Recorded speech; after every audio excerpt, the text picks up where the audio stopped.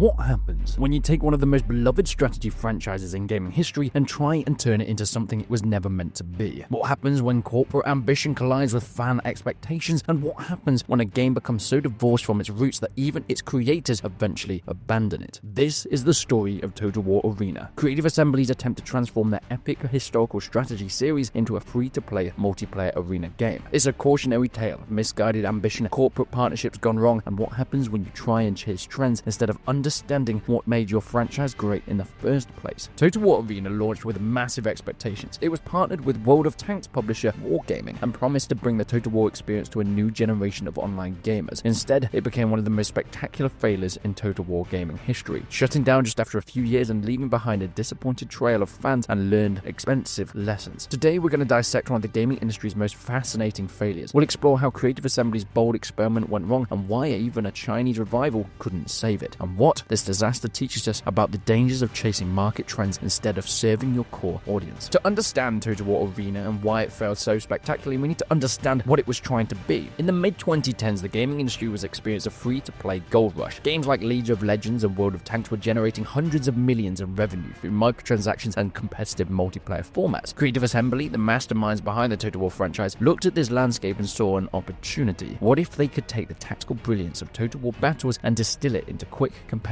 matches? What if they could capture the essence of commanding ancient armies but make it accessible to casual players who didn't want to spend 50 hours managing an empire? The concept sounded promising on paper. Players would control small armies of historical units, Roman legionaries, Greek hoplites, barbarian warriors in fast-paced 10v10 battles. Each player will command 3 units instead of entire armies, making matches shorter and more focused. Famous historical commanders like Caesar, Alexander the Great, and Hannibal would serve as heroes with special abilities. And the game was sort of positioned as a total war for everybody, trying to maintain some tactical depth that hardcore fans loved, whilst offering the accessibility that free-to-play games needed to succeed. The battles would be epic but contained, strategic but streamlined. To make vision reality, Creative Assembly partnered with Wargaming, the Belarusian company behind the game World of Tanks, and this seemed kind of like the perfect match. CA had the tactical expertise and the franchise of Total War, whilst Wargaming as a company had proven success in free-to-play multiplayer gaming and the infrastructure to support massive online audiences. The partnership was announced with great fanfare. Industry analysts predicted that this could be the game that finally brought real-time strategy into the modern multiplayer era. The Total War brand recognition combined with Wargaming's monetization expertise seemed like a formula for success. But from the very beginning, Total War Arena faced challenges, and these should have been warning signs. The game entered a closed alpha testing as early as 2013, beginning an extended development cycle that would stretch on for years. The first major issue was an identity confusion. Was this a Total War game or a MOBA? Was it targeting hardcore strategy fans or casual multiplayer gamers? The answer seemed to keep changing depending on who was asking and when they were asking it. Early testers provided feedback that revealed fundamental problems with the concept. Total War fans complained that the game felt nothing like the franchise they loved. Where's the grand strategy? Where's the massive campaigns? Where was the feeling of building and managing an empire? Meanwhile, MOBA fans found the game too slow and complex compared to established titles within that genre. Creative Assembly found themselves trying to serve two masters with completely different expectations. Total War fans wanted depth, complexity, and historical authenticity, whilst free-to-play multiplayer fans wanted quick matches, clear progression, and a balanced competitive gameplay. The development team went through multiple design iterations, each one trying to find the right balance. Should battles be larger or smaller? Should there be more or fewer units per player? Should historical accuracy take precedence over game balance? Each change satisfied some players whilst alienating others. The extended development cycle also created problems with player retention during testing phases. Unlike traditional Total War games, which could rely on single-player content to maintain interest between updates, Arena depended entirely on having enough active players to make multiplayer matches viable. As testing dragged on and enthusiasm waned, it became harder to maintain the player base needed for proper testing. Perhaps the most controversial aspect of Total War Arena was its approach to monetization, and this was Creative Assembly's serious attempt at a free-to-play model, and it showed. The monetization systems felt grafted onto the Total War experience rather than naturally integrated. Players could purchase premium commanders, special units, and various boosters that affected gameplay. This immediately created concerns about pay-to-win mechanics, something that Total War fans accustomed to purchasing a complete experience found particularly objectionable. The progression system as well required players to unlock units and commanders through extensive grinding or direct purchases. From a franchise built on giving players access to vast armies in historical accuracy, this felt like an artificial restriction designed purely to generate revenue. Wargaming's influence on the monetization model was clearly visible, borrowing heavily from the World of Tanks playbook. And whilst this approach had worked for tank combat, it felt inappropriate appropriate for, well, historical strategy gaming, with Total War players expecting to command historically accurate armies and not gradually unlocking them through tedious progression systems. I mean, this monetization approach is highlighted as a fundamental misunderstanding of the Total War audience. These players, who happily would pay $60 for a complete historical experience and maybe even buying an extra DLC to support development and get new content, they're not exactly opposed to spending money, but they were opposed to feeling manipulated into spending money through artificial scarcity and pay-to-win mechanics. This free-to-play model created an adversarial relationship between developer and player, where every game system was viewed with suspicion. Was this mechanic designed for fun or just to encourage purchasing? This skepticism poisoned the entire experience for many players. Creative Assembly's marketing for Total War Arena revealed another fundamental problem. They couldn't decide what story to tell. Early marketing emphasized the Total War heritage, promising epic battles and historical authenticity. Later marketing focused on competitive multiplayer and esports potential. The trailers were undeniably impressive, showing massive battles with hundreds of soldiers clashing in spectacular formations, but the actual gameplay experience was much more limited, with smaller unit counts and faster-paced action that felt more like an arcade game than a strategic simulation. And this disconnect between marketing promise and actual gameplay created trust issues that would plague the game throughout its development. Players felt misled by trailers that showed epic Total War-style battles when the actual game offered quick skirmishes with limited strategic depth. The marketing also failed to clearly communicate who the target audience was supposed to be. Total War veterans saw simplified mechanics and were worried the franchise was just being dumbed down, with new players seeing complex unit interactions and historical references that overwhelmed them. This meant that neither group felt like the game was truly designed for them. Yet perhaps most tellingly, the attempts to market Arena as an esports title fell completely flat. The game's pacing and visual complexity made it a poor viewing experience for spectators, whereas the historical setting and unit-based combat didn't translate well to the quick, personality-driven content that successful esports titles require. The marketing budget spent on promoting Arena as well as a competitive esports title would have been better invested into actually improving the game's core mechanics, or simply just embracing its identity as a more casual historical experience. And then the feedback. The Total War community's reaction was, well, a masterclass in how not to handle a beloved franchise. From the beginning, long-term fans felt like Arena represented everything wrong with modern gaming. Monetization over gameplay, trends over tradition, corporate interference over creative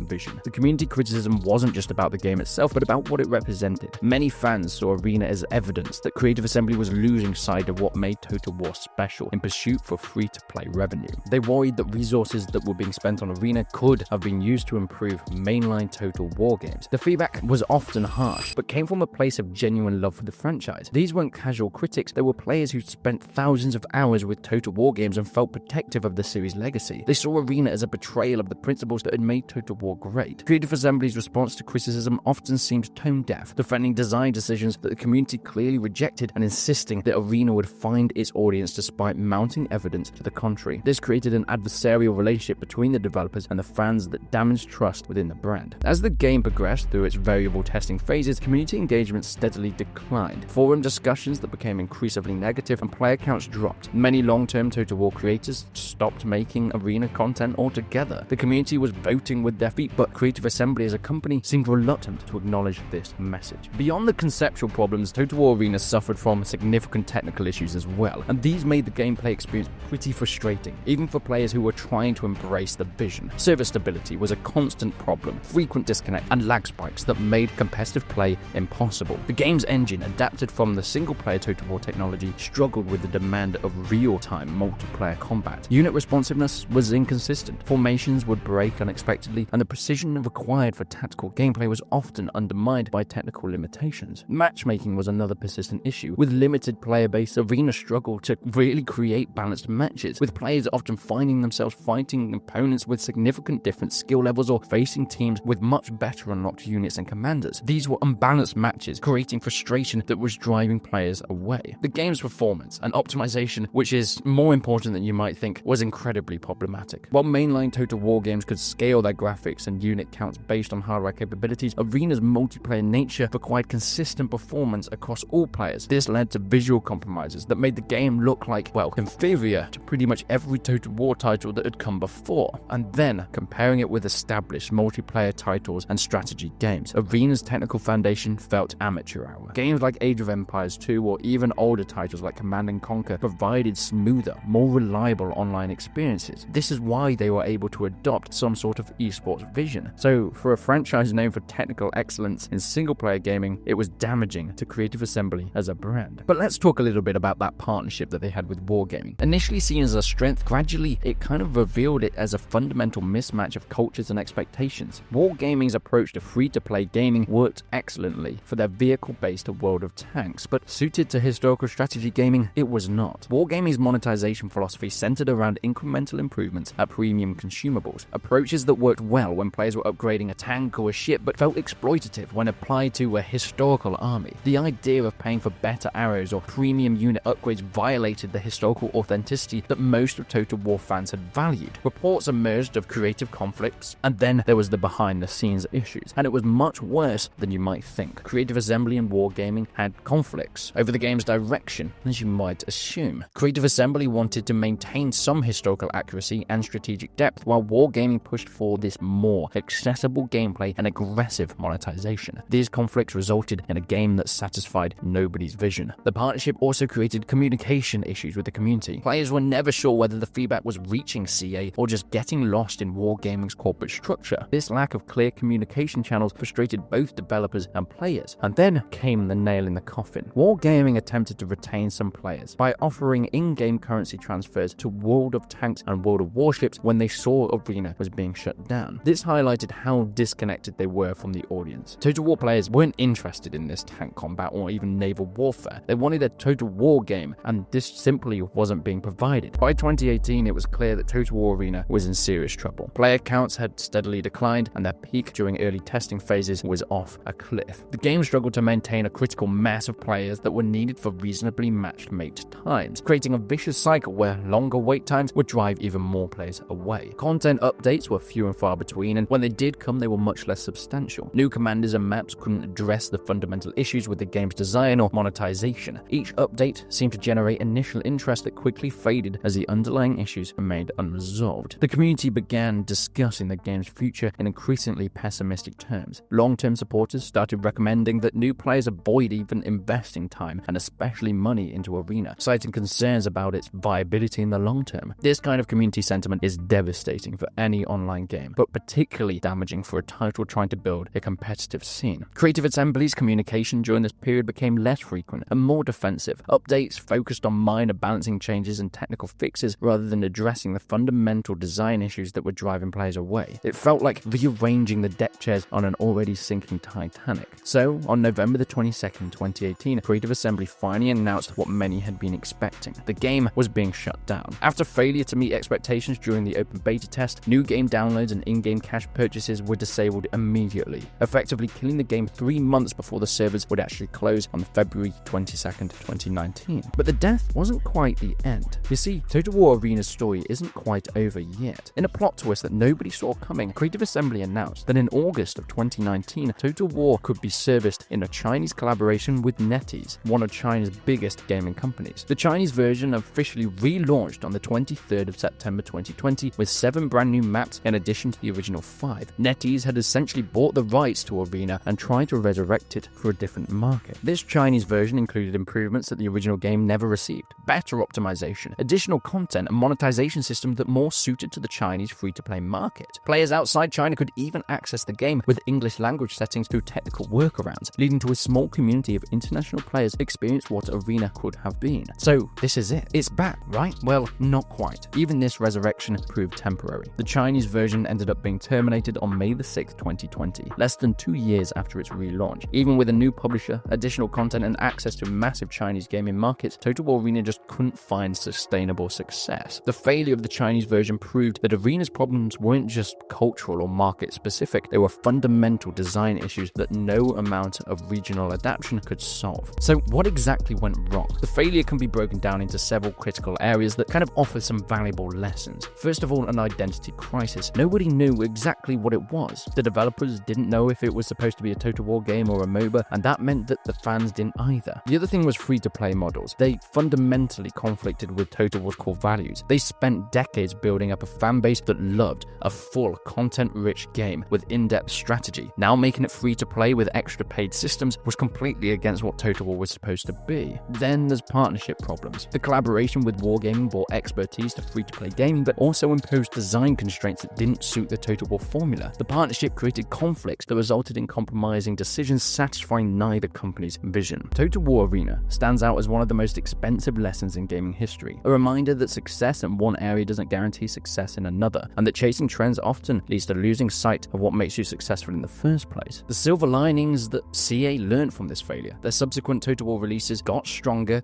and they were at least focused more on their single-player values, and with more respectful on what the franchise's core values were. Arena's failure kind of reminds us that the franchise succeeded because they excel at specific things, not because they try to be everything to everyone. Total War became beloved by creating unparalleled historical strategy experiences, and every attempt to deviate that, even to this day, has weakened the brand and weakened their mission. The story of Arena is ultimately a cautionary tale about the dangers of losing sight of your core brand in pursuit of a broader market appeal. It's a reminder that authenticity and focus often beat any ambition and trend chasing. But what do you think about Creative Assembly's Arena experience? Have we ever got a chance of seeing something like this again, and maybe from learning lessons of issues and failures from their past?